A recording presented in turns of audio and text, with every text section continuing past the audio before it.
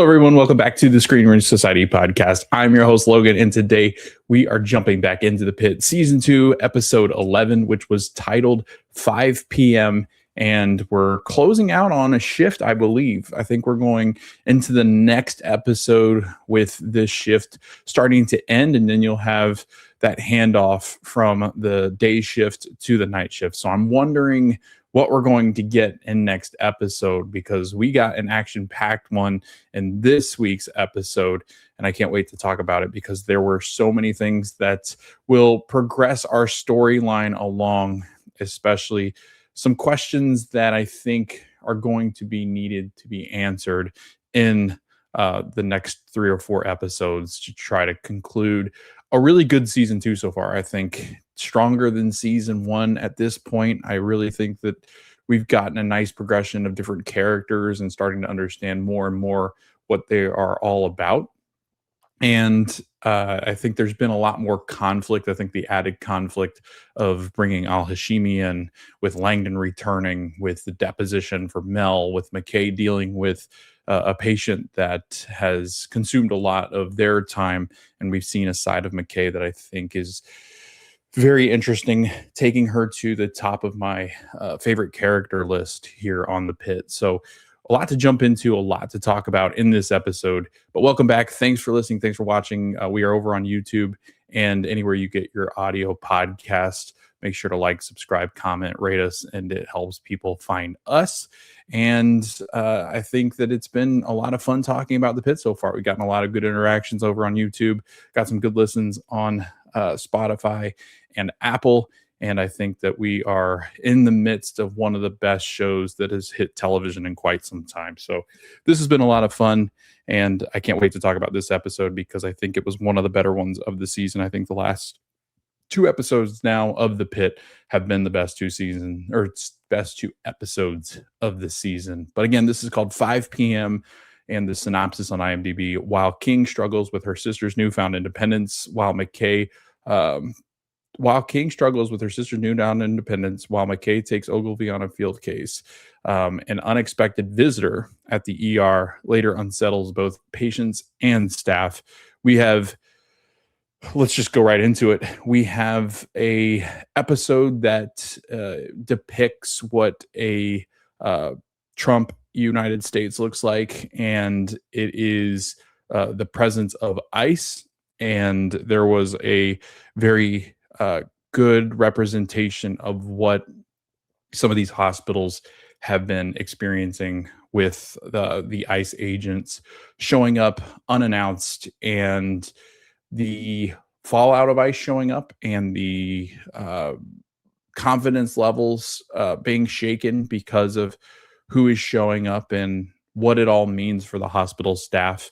And I think that it was alluded to that ICE would be a big part of this season. I honestly thought that when we had our patient who could not afford health care and had the ICE or the insulin the insulin lack of insulin, I thought that's where we were going to get ICE introduced. And I thought that that was the allusion to the fact that our patient, I forget the guy's name, but he was basically trying to get discharged, and mostly because he couldn't afford the healthcare to stay at the hospital.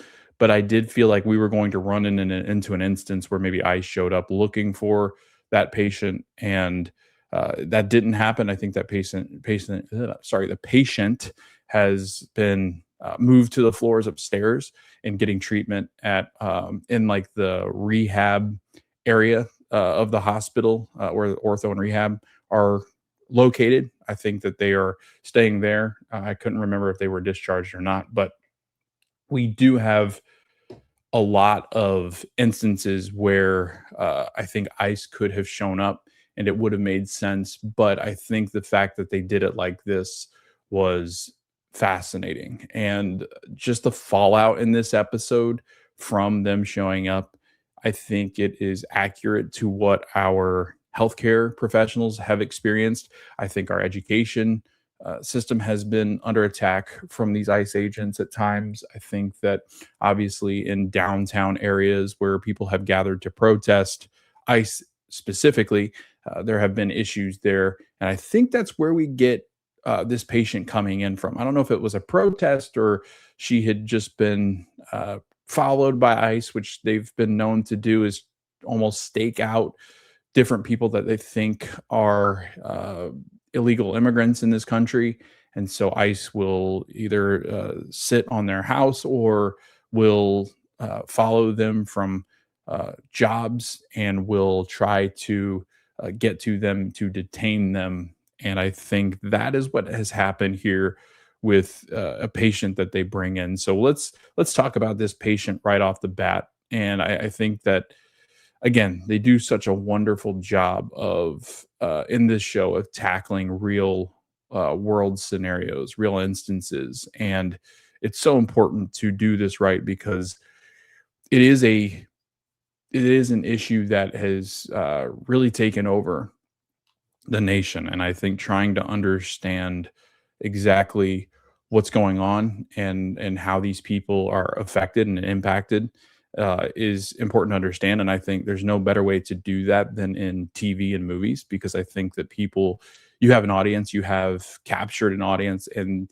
you can tell stories, you can give them meaning and lessons from television and movie. And we've gotten a lot of those as younger people, as kids. You grow up talking about different shows and different movies that have had such an impact.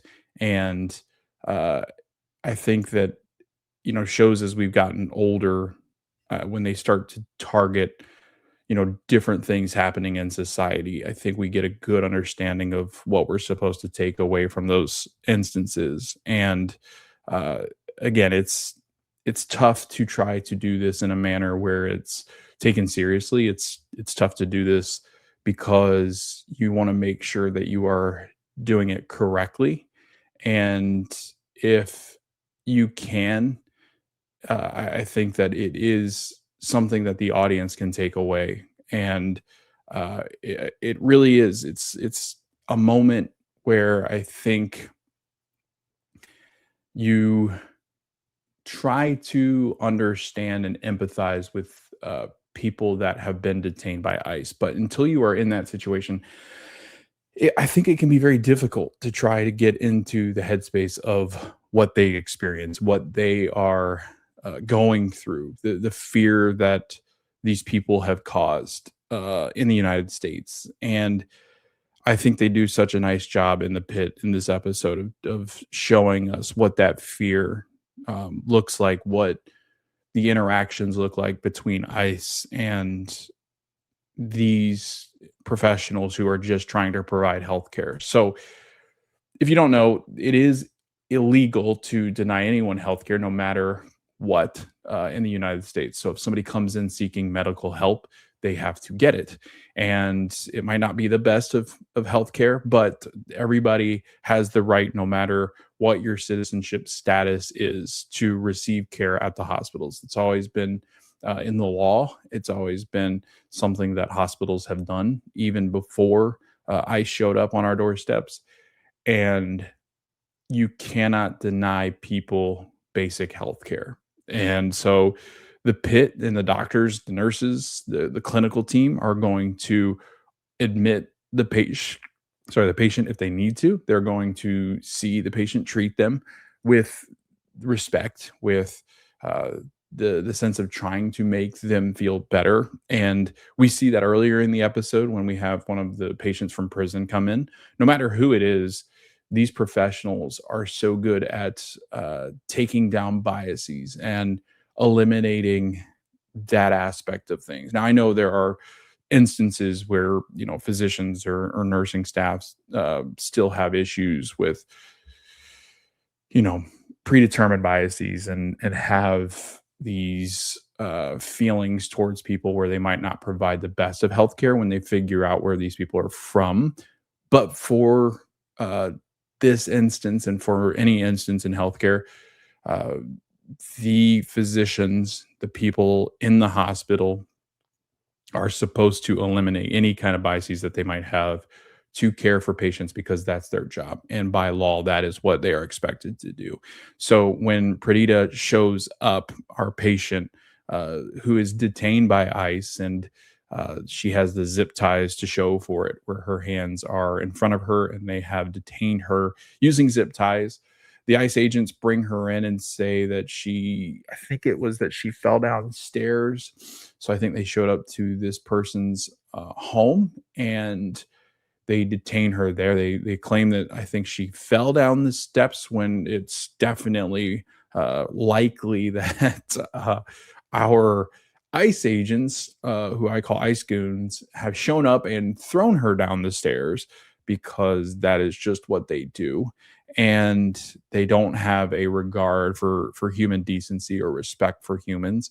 They treat these people as if they are animals, when the actual animals themselves seem to be the ICE agents. And that's what you see in this episode. You see them present this patient to the ED staff. One of the guys comes in, he's got his hat backwards.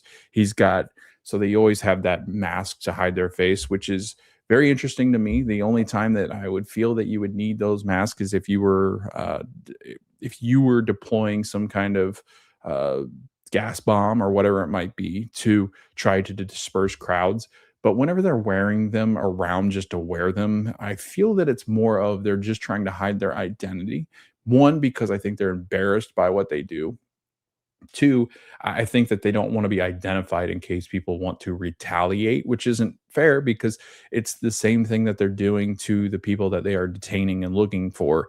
They don't care about their identity. They don't care about their feelings or maybe their situation, where these people are hiding behind masks trying to do what they do and are policing the street, a government agency policing the street, and is very reminiscent of a time period where the people were killed for what they believed in. And I think that we've gotten to a point in the United States where there are so many different feelings about where we're headed. And this is obviously not a good thing, though the way that they have been patrolling our streets. We've had instances in huge cities where people have been killed by ICE agents, and there's been a lot of hiding from the ICE. There's been multiple deaths. I'm sure there are deaths that they've not even reported that ICE have carried out,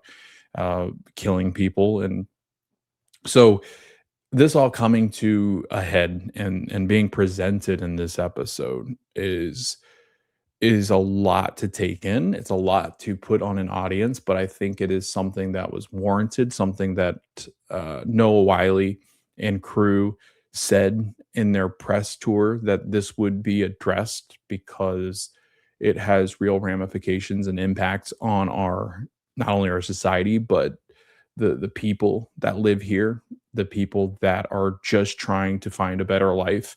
And he wants people to understand the amount of fear and things that they cause. And so here's what happens when they show up. They are jerks. They try to push their way through. They take Pranita, who is the patient. They try to get her seen. They try to fast track her. They try to get x-rays for her because they want to take her to the detainment center and they want to arrest her and maybe deport her.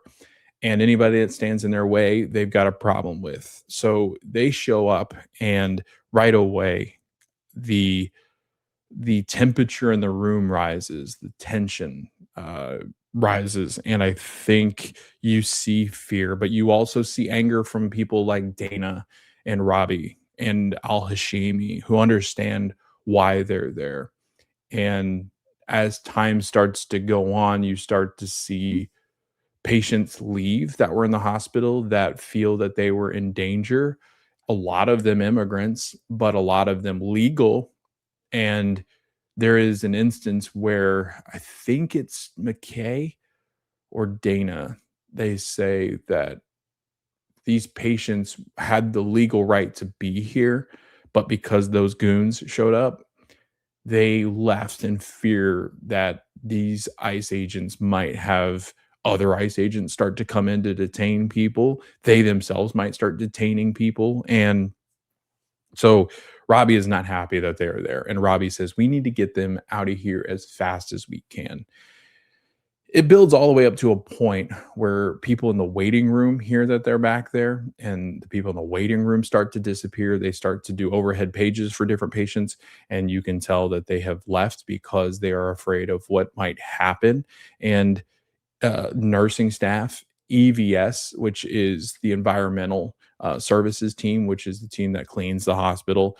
There are a lot of people that work for the EVS team that people are immigrants or here on legal status, but don't know what ICE is really here for. And ICE might just arrest them because they are known to people, placed to people in the buckets of they might be immigrants that are illegal, so we're just going to arrest them all. And even if they have the legal right to be here, ICE doesn't typically care about that.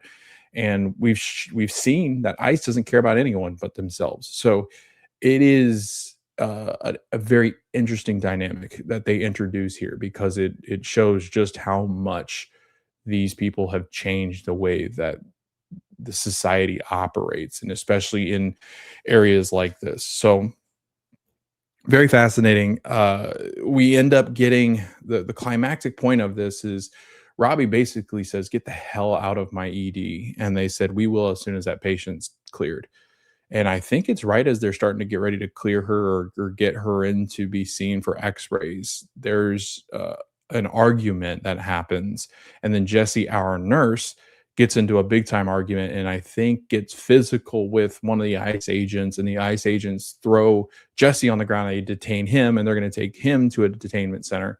And this is a white man that just stood up for what he believed was right. And he said, I need you to get the hell out of the way so I can treat this patient. And they said, don't you touch me. So they go after Jesse. They arrest him. Now they've got him and Pranita, who they're going to take to the detainment center. And it just, I mean, it's so accurate to what we have seen in society with these ICE agents that just have no training. They have no empathy. They've got no sympathy for any kind of human aspect and human decency. They just have shown up to bully people. And you see that through this episode. And it was just a really nice way for us to get a better look into how awful these people are. And I thought it was a wonderful thing that they did that in this episode because so many people need voices out there that have struggled with this and have had conflicts with these ICE agents.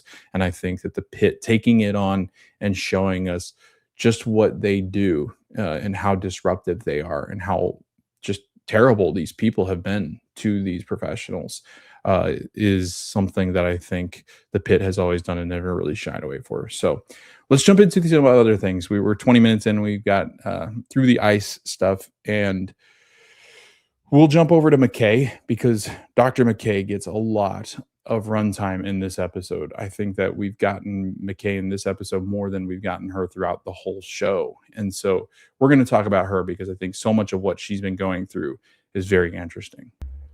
So Dr. McKay has continued to care for our patient Roxy. Roxy is at end of life, and in this episode, coming over from last episode ends with them increasing the doses for Roxy, and they start to observe her as she takes her final breaths. And it's really impacted Javadi and McKay. They have really grown to care for this patient. And when you have a patient in the ED for this long or in your care for this long, I think you grow this attachment to them. And I think because McKay sees so much of herself in Roxy, it resonates with her, everything that she is going through. And then you have the flip side of it where Javadi, we've talked about this in other episodes. I think Javadi is experiencing a mother who cares and doesn't want to be a burden and is selfless and is loving and wants to do right by her children and only cares about her children. And if that means passing away, if that means simply just taking the moment to realize that her life is never going to be as important as her child's, and that the pain and suffering and the ultimate grieving process can be started and really allowing her children to start to grieve and move on would be done by her. I wouldn't say ending her own life, but the treatment that she is choosing, she knows the consequences are end of life. And when you have this, it's almost a legal form of euthanasia where a patient is deciding and knowing that the consequences will likely be death. But this whole season, she's presented the fact that she has felt that she's been a burden, that she has caused her pain and her family pain and suffering for an extended amount of time because she's been in hospice care for a very long time. I think it's been years that she's been in this terminal type of hospice end of life care, which can happen. I mean, there's times where people are in hospice or palliative care for years. They suffer for so long, and that is what has happened with Roxy and the death doula, who is the nurse that has worked or works at the pit for times that are busy. She is even she is feeling the emotions that she said that she's never felt so uh, involved and cared for a patient as much as she has with Roxy. And so this is a really tough episode as McKay and Javati watch Roxy uh, die, and it's been coming, but uh, I think the worst part about this is that McKay isn't actually around when Roxy does uh, finally pass. She's on a street team with Ogilvy, um, and you can just see that McKay is probably the most empathetic as far as patient or doctors are concerned with her patients. I think she understands pain and suffering. And we've gotten some of her backstory where I think she struggled with some kind of alcohol abuse, or she was wearing the ankle monitor in the season prior, right? In season one, she was wearing the ankle monitor. I can't remember exactly what it is that she had been struggling with. I want to say it was drugs because I think it's a nice parallel to try to match her up with Langdon. And I think we'll get maybe some McKay and Langdon moments coming up. But we haven't really gotten anything from McKay this season, and this episode really focuses on her and just how great she is. She was really good in season one, and she's really good in season two. But I feel like she hasn't quite gotten the spotlight. But I do feel that she is going to get quite a big spotlight here coming up as well. And I think that it's due to the fact that she is so empathetic, and she's the one that seems to really ground the ED. I think that she has a sense, an ability to talk to people and really connect with different things that they're struggling with. So she's already talked to Dr. Whitaker at points. She's already talked to Moen at points. She's been very upfront with Robbie and to certain degrees. And we see her get close to Ogilvy. And again, Ogilvy's been just a nightmare this whole season, but he has started to get a little bit better. And by the end of this episode, I really have started to turn into an Ogilvy fan. I think that he has obviously had a lot of suffering and trauma or pain involved with his father being neglected, and I think that he's neglected Ogilvy to a point where Ogilvy just wants attention from a parent like uh, character or person. And I think that he seeks that approval, he seeks that affirmation, and he is a know-it-all. He is very smart, but I think the reason why he's gotten that way is because he feels like it's a way to protect himself from everything going on around him, to be right about everything, to have an understanding and controlling everything that he can control. Because when he's handed things that are out of his control, when he's presented with things that challenge the norm, it feels like he is more deer in headlights. He gets very how do I want to put this? He gets almost to a point where he just breaks down and he just becomes a ghost of what he was. because there's a point in the last episode, I think, where he gets handed the leg in a bag. He freezes in that moment. And then there's an episode, or sorry, there's a point in this episode where he gets to a point where he's been bragging about all the people that he's intubated. He said that if he gets one more, it'll be 3 in an hour, I think it is, that he's intubated. And he wants to go for that personal record. And then when he is handed the patient, who is a kid that comes in that has, I think it's a kid. I think it's the kid, but it's a patient that comes in. I can't remember exactly which one it is, but he's trying to intubate a patient, and when they go to intubate this person, Ogilvy freezes when Robbie says, "Hey, Ogilvy, would you want to intubate?" While he's been bragging this whole episode about how he wants to intubate the next patient so that he can get 3 in a personal record within an hour, he freezes and he's like, "Well, no, I don't want to do that." And Javadi looks at him like, "You've been bragging this whole episode about you, or this whole hour about you wanting to break your record, but now you're panicking and freaking out." It was very, very interesting. He and again, oh no, sorry, this is Mr. Green. So the whole episode is built around the fact that at least his storyline, and then you also get Dr. Moan's storyline. So Ogilvy and Moan are the ones that are taking care of Mr. Green, who's the English teacher, who reminds Ogilvy of his father. And he comes in, they think that I think it's kidney stones that he's struggling with, and Ogilvy's trying to get him seen, but like he goes, "It's not really a priority. We'll get you seen when a doctor is available." And they basically miss a big diagnosis of something in, I think it's like the intestines, or one of his major organs. I think it could even be in liver, and it's not caught, and it causes him to code. uh, they come rushing over, and Moan and Ogilvy get into a little bit of a sticky situation here, because once again, because of the capacity of the ED and just the inexperience, I think, that Moan and Ogilvy have combined, they miss a big diagnosis that is likely going to cause this person major pain and suffering, but also it could kill them. The result of this misdiagnosis could kill Mr. Green, and Ogilvy takes full responsibility of this. He understands that because he wasn't as thorough as he would have liked to have been, and he was very dismissive, and he didn't listen to the patient, and he thought he knew everything.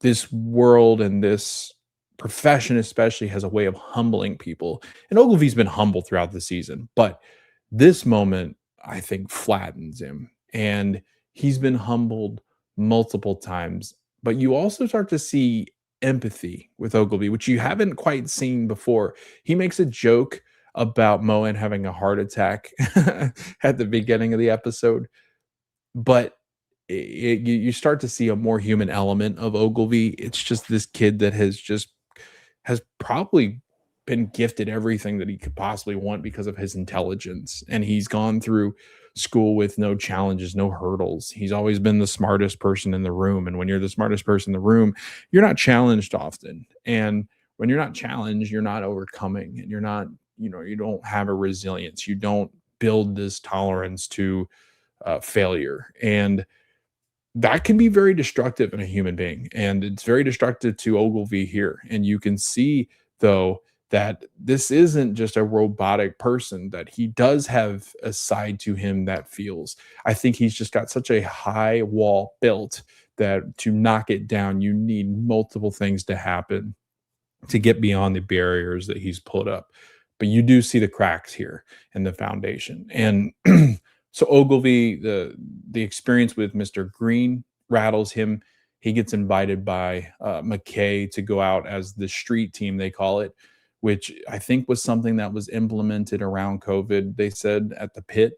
But this is something that's pretty common, I think, in healthcare, where, and I'm not sure, I think it's an ethical question, and I'm not quite sure it's legal, but it's not something that people are going to say anything about, at least for the most part. Is the street team is a team of physicians or clinical team that go out, and usually on their off time, they'll go to a park, they'll go to a homeless shelter, they'll go to a women's center, and they will provide healthcare to people. And, a lot of times first aid type of things. They'll triage some things. They'll take care of open wounds and infections.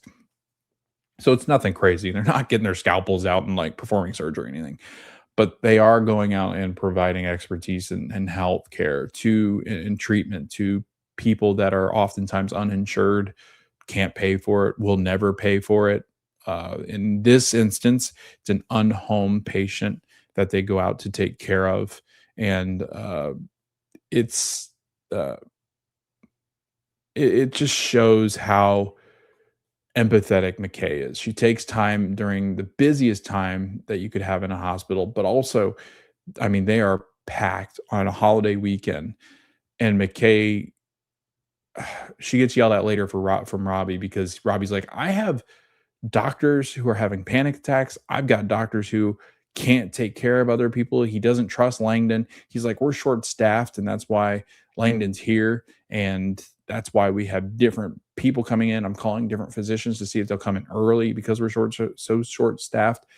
And you take a medical student out into the park for fun, like shits and giggles, is basically what Robbie says. Like, we need to care for the patients that have come in seeking care, and there becomes this moral dilemma of like, yeah, but I've told this patient, and she gets told because I think somebody's in the park and get approached by this patient called Kiki, and Kiki has been trying to stop her drug usage and has told somebody, that I forget which nurse it is that comes. It might be Donnie, but they said that they had encountered her in the park, or said that they would meet her in the park to get care. And so McKay grabs her tools and goes out to care for Kiki because she's been dealing with a leg infection. And it's a huge wound that she has, but not taken care of. It looks like it could cause death, and you get infections into your bloodstream, and then it's game over for anyone. And so, she's been trying to go back and forth between caring for Kiki, and Kiki's missed a couple of their meetings because she's been dealing with relapse and trying to get clean and going to different meetings to try to get clean. And finally, she's shown up to get the treatment that she's needed. And she's let it go a little bit too long. She's got it's basically, the wound is like black for the infection that's just been killing everything in its path. It's this huge, it's one of the more disgusting wounds I think I've seen on this show. And so McKay's treating her. But in that moment, when she's got Ogilvy sitting there, you can see Ogilvy looking at Kiki. And I think there's this moment where he's realizing that there's more to what they do than just what the eye sees. And there, it's empathy, but I think it's also like this understanding of, you and I are, maybe we're a lot alike in the way that like we present and the way that you look. But the fact that you could get into drugs, it's almost like this realization of like, anybody and everybody has the opportunity to do something like this with their life, where one wrong decision can lead you down this path. It's almost like that, where Ogilvy is connecting with this patient because he's not quite ever really taken the time to connect. But I think he's finally starting to connect more and more with patients. He starts to realize that these patients are more than just numbers and infections and diseases that he's trying to tackle.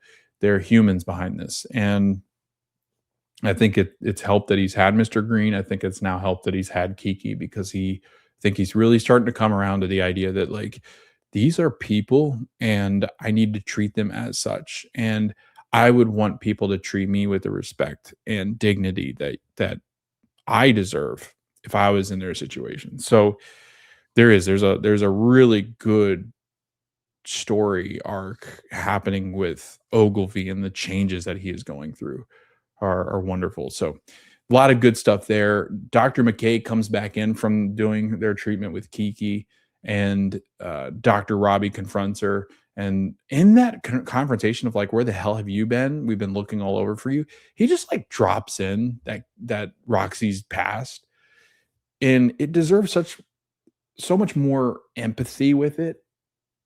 It deserves so much more of a follow up. But Robbie just goes, "Yeah, she's passed, and so can we get her family moving? Basically, like, can we get her out of here as quickly as possible?"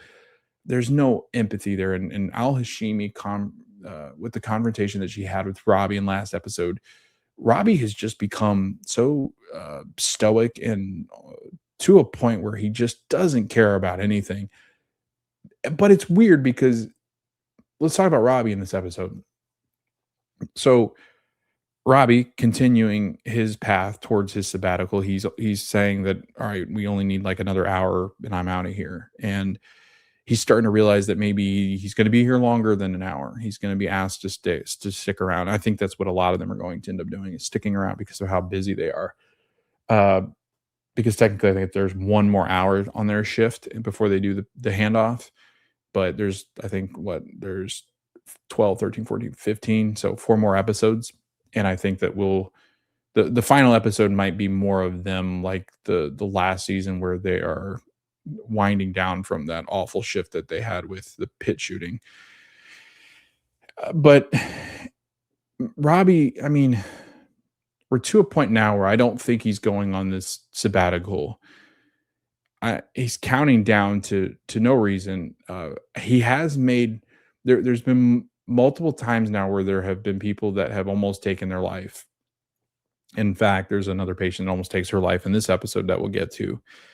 But there's been many instances now where we've tackled mental health, and there's been reactions from Robbie about those situations that make me think that a lot of the theories may be right, that he has considered self-harm, or he has seen moments in his day-to-day where he considers maybe life outside of the pit, or maybe life uh, isn't what he wants it to be, and maybe being dead might be better than being alive at this point. I think that we've gotten to this really interesting moment with Dr. Robbie, where I think he's considering a lot of different things.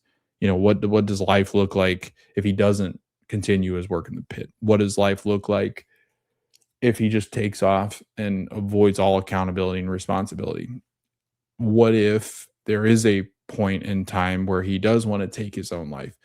I think there's been a lot of those uh, pauses on Robbie when they're in these episodes, where it shows him in deep thought about the things that are happening around him. And he's just gotten colder and colder, less empathetic. And he was just a total jerk last episode, and even more so this episode. There's a point uh, where he gets on to Dr. Moan and Ogilvy because they missed diagnosing Mr. Green correctly. We had the same issue with Javadi, and he doesn't really jump on Javadi for that, uh, but he picks on Moan. So I don't really know where they're going with this, because there are certain people that Robbie has. Maybe it's like a trust thing. Like, once you lose trust with Robbie, he doesn't ever trust you again, because he's now like with Langdon. He's like this with Moan, and he's starting, I think, to get that way with Ogilvy a little bit. But then if Whitaker makes a mistake, which he has done that, Whitaker was the resident that was overseeing the Javadi mishap, and he doesn't jump on Whitaker either. So it's weird that he goes after Moan. And maybe it's because he really truly believes that, and much like this generation does, that things that happen outside of work need to be left outside of work. But things that happen inside of work, you can take on, and you can have struggles and challenges with things you experience at work. That's fine. You can feel those feelings if the things that are causing you pain are happening at work, like he has gone through.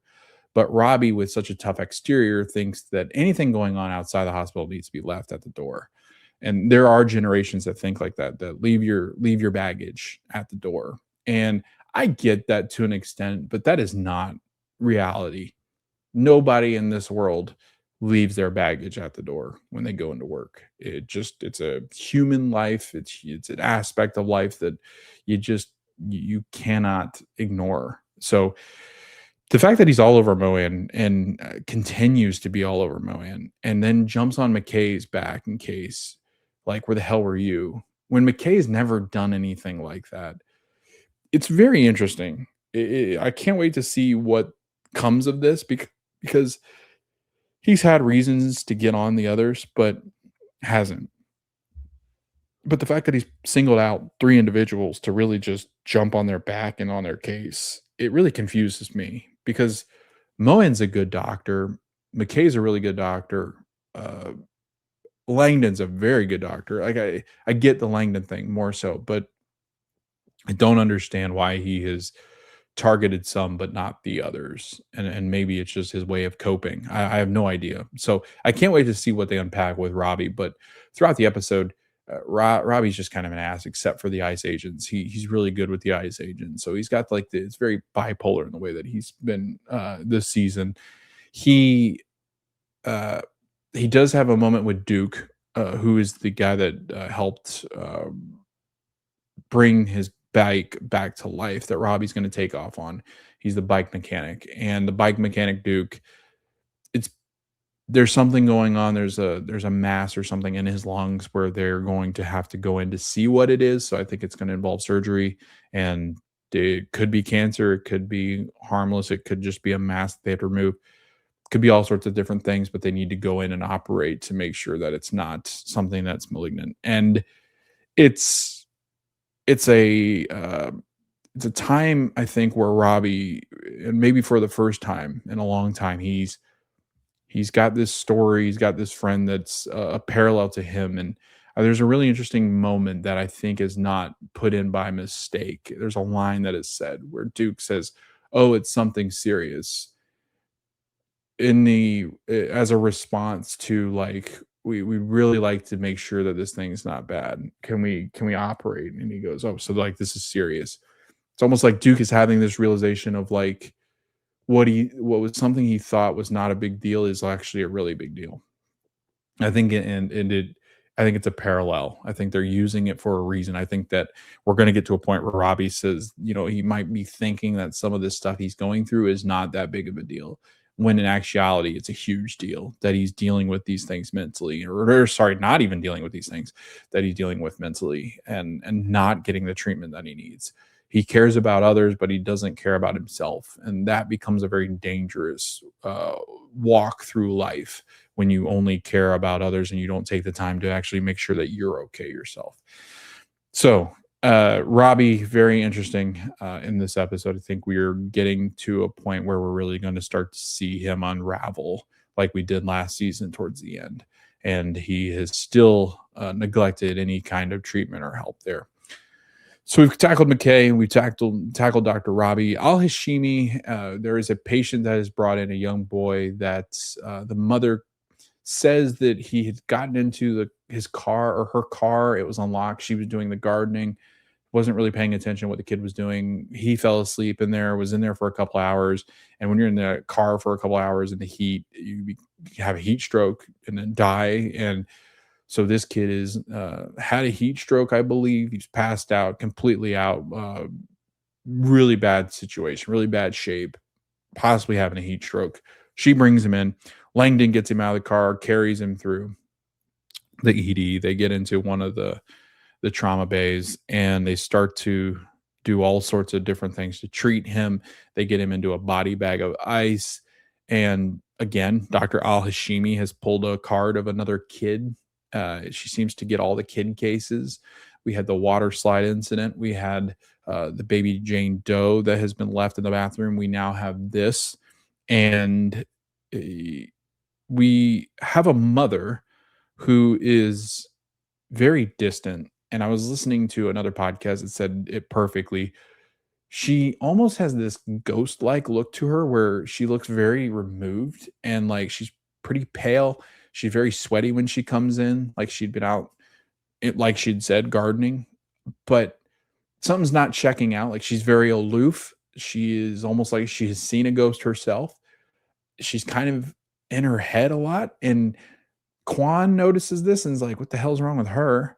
And they're trying to get answers out of her, and she's being real short, and she's not giving a whole lot of feeling towards her kid basically dying on the table. And it's a very weird interaction. And they pick up on that. Quan says something, and I think I'm trying to remember if it's Robbie that says this. I think it is, where he says that people deal with, and I think it's on purpose. He says that people deal with trauma in different ways. You can't just always judge people by the way that they look or present themselves, which is right.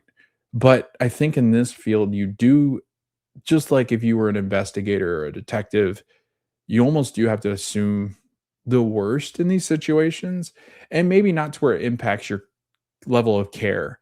And I think that's where Robbie's kind of headed with that discussion with Quan. But it doesn't really affect Quan the way that she treats a patient. It's more the fact that she's very concerned about what the mother is going through too. And Quan, not being the most warm and fuzzy, says things very straightforward, and I think that it can kind of come off as she's being an ass, but she's not. I think she does really care about people. She just has a different way of showing it, much like other people do. And in this instance, I think that she is trying to identify why this person does not seem to have any sort of fear or empathy for what's going on with her child. So they go on and they start to treat the kid. And I don't think we ever get to a point where we understand if the kid is okay. We start to get a little bit of a normalcy for him, but he's still struggling. I think as we end the episode, I don't think we have an answer. But it seems that the kid is really struggling with the heat, or has struggled with the heat, and obviously not in good shape at all. And uh, they then uh, yeah, as they start to care for this patient, the mother disappears, which is really odd. Al Hashimi finds her wandering off into like the front entrance of the pit, and we see her approaching the street that McKay and Ogilvy had just crossed. And Al Hashimi's like, "Where is she going?" And she starts to call for her. And as she starts to step towards her, she sees an oncoming truck, and the lady steps almost as if she's trying to get out in front of it to kill herself. And Al Hashimi grabs her back from doing so. And so this patient attempts to kill herself or self harm, and Al Hashimi saves her. They question her, like what's going on with it. And it's more of like she's not trying to hide anything, but I I don't know. It's a really weird situation because there's a moment where the patient, the little boy's laying there, and the mother grabs his hand, and he's got dirt under his fingers. So he's been playing in the garden. Her hands aren't dirty at all. So I don't know why she lied, or like, I don't know. It's really weird. Maybe she was in the car. I have no idea what happened. Like I'm still trying to figure out and wrap my head around what's going on with this situation. I think Quan has a reason to be concerned, and it's very strange that his hands are all dirty, but hers were not. If she was in the garden, it doesn't make any sense. Or maybe she had gloves on. I don't know. Like it was very strange. And I don't know what happened, but the kid getting into the car and you lose track of the kid for a month, or sorry, hours, that's weird. And so I think Quan does have a reason to be concerned. And, they're trying to give this patient the benefit, or the patient's mother, a benefit of the doubt. But I don't know. It's very interesting.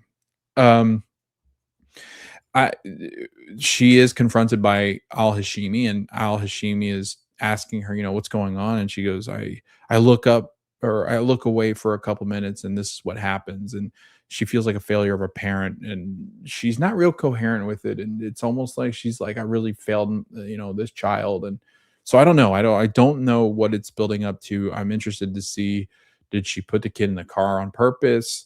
Why was the kid in the car? You weren't in the car, but also why are you sweaty as well? Were you both in the car?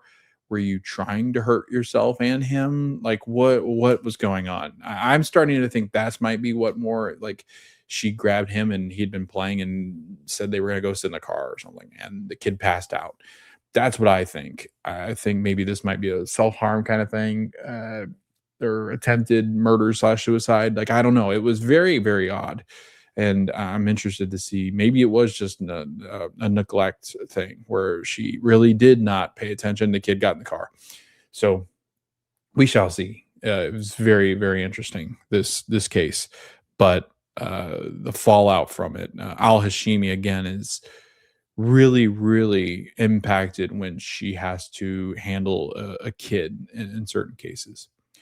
Let's go to Mel. Mel is still reeling from the fallout from her deposition. Nothing's going to happen to Mel, it seems, but she had found out that her sister was having sex and has a boyfriend, and again, this is somebody that also struggles on the spectrum, or not struggle, that is going through these emotions and struggles with things because she's on the spectrum. She doesn't quite know how to, I think, kind of separate certain emotions and feelings. So she's really overwhelmed by what Becca has told her. I think most of this is that, and Langdon asked her at some point, "Are you her guardian?" And she goes, "Yeah, I mean, technically I'm her guardian. Like, this is, so I feel like I've failed my sister because her sister is now in the hospital. She is grown up, like she's having sex now, and Becca is an adult making her own decisions." And Mel has mentioned that the reason why she gave, it's basically she got like a power of attorney over her, but she's allowed to make her own decisions. Like Becca can make any decision that she wants, pretty much. And Mel tells Langdon and Dana this, and Dana has a really good moment with her on the stairs. It's like, what's going on with you, kid? She's struggling with Becca growing up and making the decisions, and she feels like she's losing maybe some control and stuff over her sister's situation. She's always meant to try to protect her sister, but she feels like she let her down.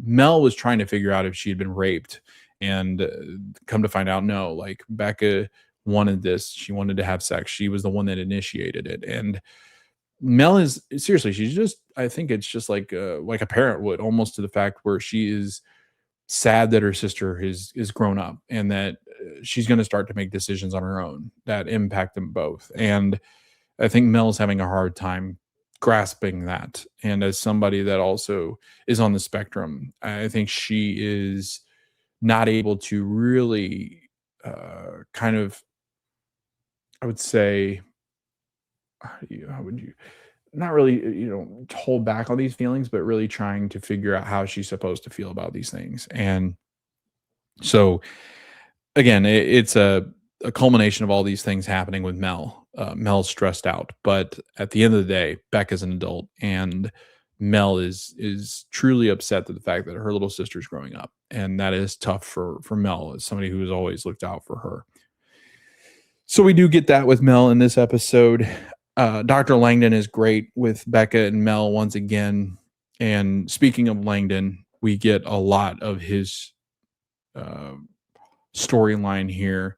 We get him pretty much getting acceptance from everyone, but we get a moment that explains everything, where he's trying to, because Al Hashimi's like, "Did you and Santos like have a falling out? Like, why do you guys not like each other? Like, what's going on?"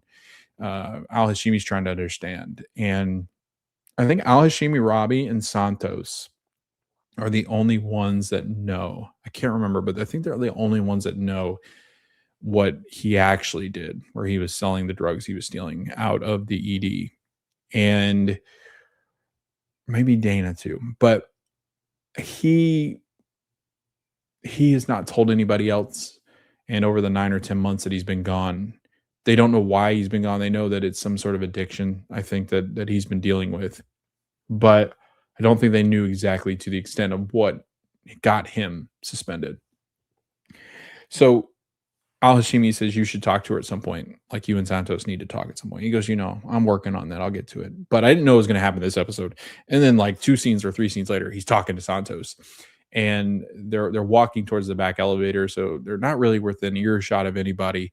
And he goes, "You don't have to accept my apology, but I want you to listen to it anyway. Like, I need to do this for myself," which is oftentimes what'll happen in rehab, where the people might not accept your apology or your story uh, at first, but it'll take time, and that relationship and trust will be built hopefully again. But it's good to just get that off your chest. I've seen a lot of interactions, or I've seen a lot of people saying like, this was a bad moment for Langdon. But I didn't really see it that way. I saw it more of like he's just going through the processes that he has to go through to forgive himself, and I think he's always going to use that to try to get forgiveness for himself. Well, I do think he is looking for forgiveness from Santos.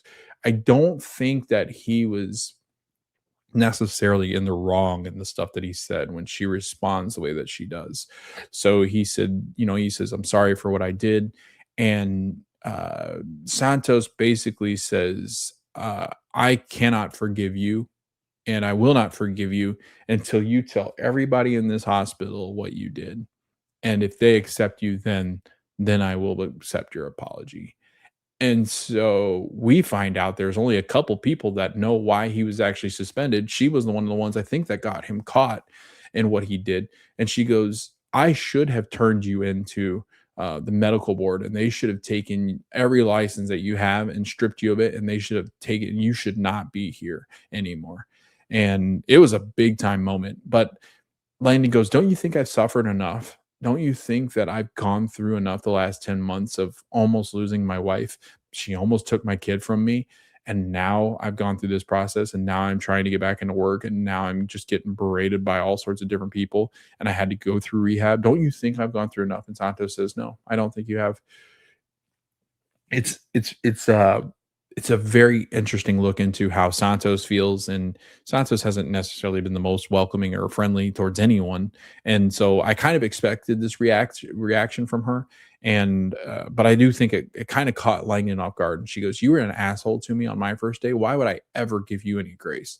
So again, first impressions make a big deal, or make a big impact on somebody, and they are a big deal. And Langdon's first impression, or the first impression of Langdon, was not good from Santos, and it has kind of carried on since. And Santos basically last season almost felt like it was her mission to get him caught up in things. And when she found out what he was doing, went to Robbie and told, and it has spiraled ever since. So I don't think these two ever really get it back on the same page in this season. I really starting to think that this might carry on for a little bit. And while there might be somewhat of an acceptance here, I do think that there is still going to be some bad blood between the two as we build into the next episode.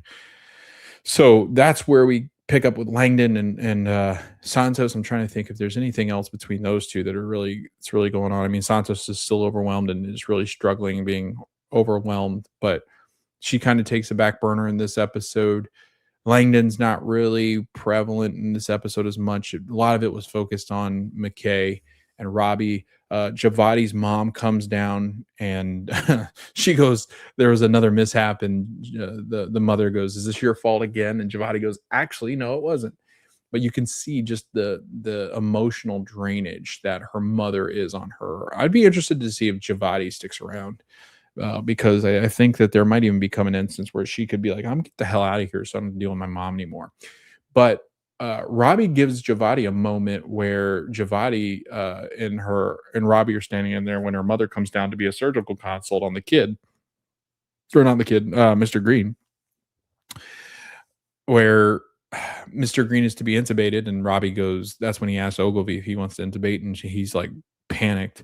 But then Javadi's like, "Fine, I'll do it." And Robbie goes, "Yes, show your mom why you belong in the ER."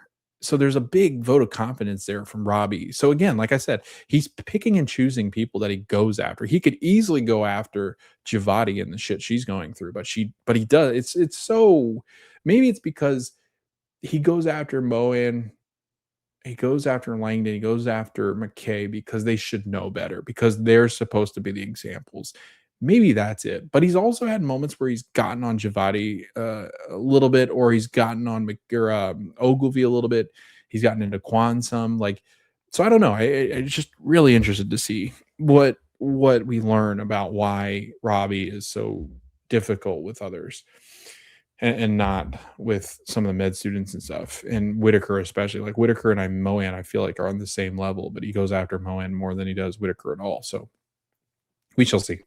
Uh, Javadi again, really struggling with her overbearing mother. Moen again, we don't get a whole lot more on her situation, except the fact that she's leaning back and forth between, struggling with what is going on with her mom and not.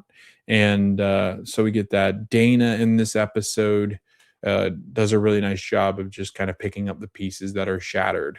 And I think that she does a wonderful job of kind of playing the mother in this episode to everybody, basically.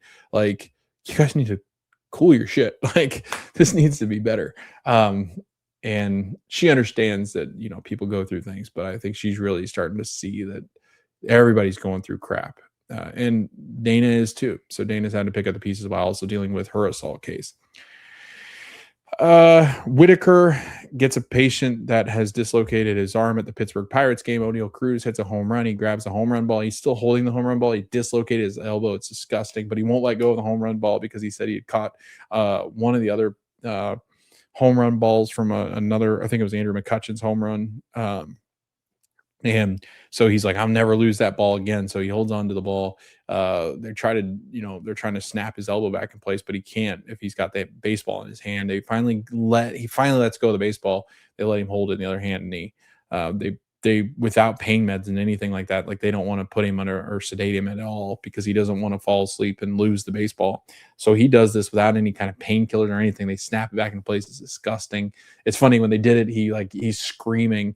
And his name's Roberto, after Roberto Clemente, who was a baseball player back in the day for the Pirates, who died in a plane accident when he was going down into, I think, the Dominican Republic, where he was a really good like philanthropist, and he gave a lot of money back to the DR, and he was a great person and human being. And just as serviceman for his country, he'd always give money back to the DR. But this guy's named after Roberto Clemente. His name's Roberto. So Roberto starts to scream in pain, and Donnie's like doing something with like a drip bag or something like that, and he doesn't even flinch when the guy screams. He just keeps doing what he's doing with precision. It was pretty funny. I think it was like kind of a nod to like that happens a lot in the ED, but also he has a kid that's screaming and crying, and Donnie doesn't even recognize it, our nurse.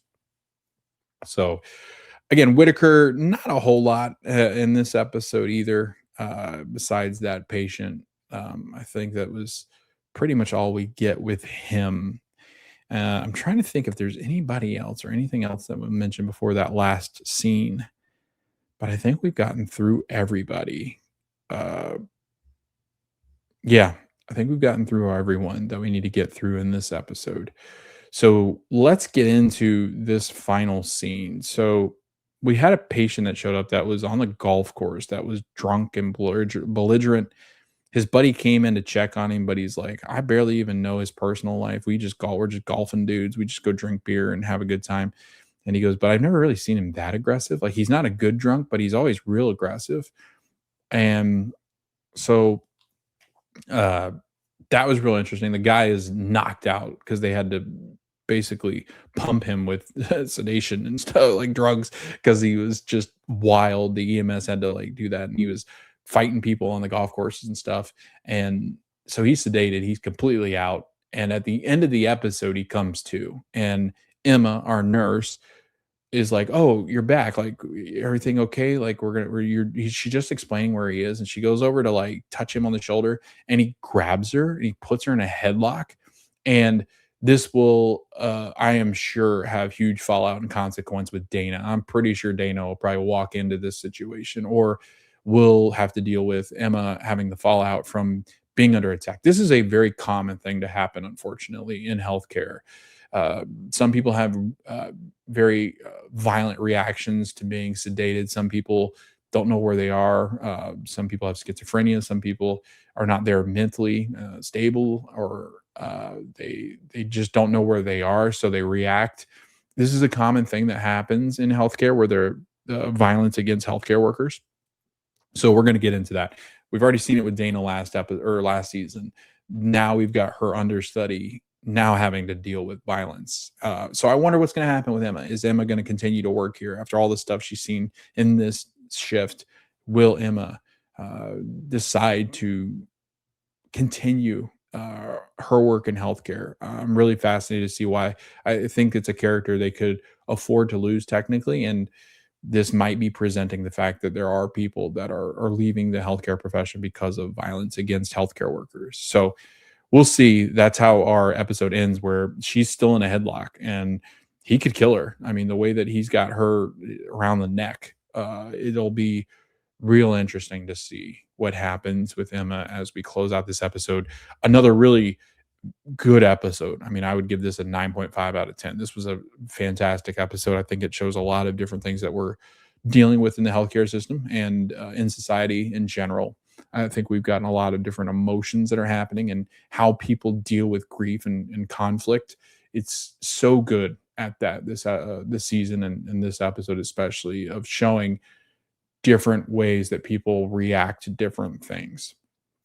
So I can't wait to see how this all unfolds in the next 4 episodes to wrap up season 2 of The Pit. But again, if you got this far, thanks for listening. Thanks for watching. It has been a blast talking about The Pit. You can find us over on YouTube, anywhere you get your audio podcasts as well.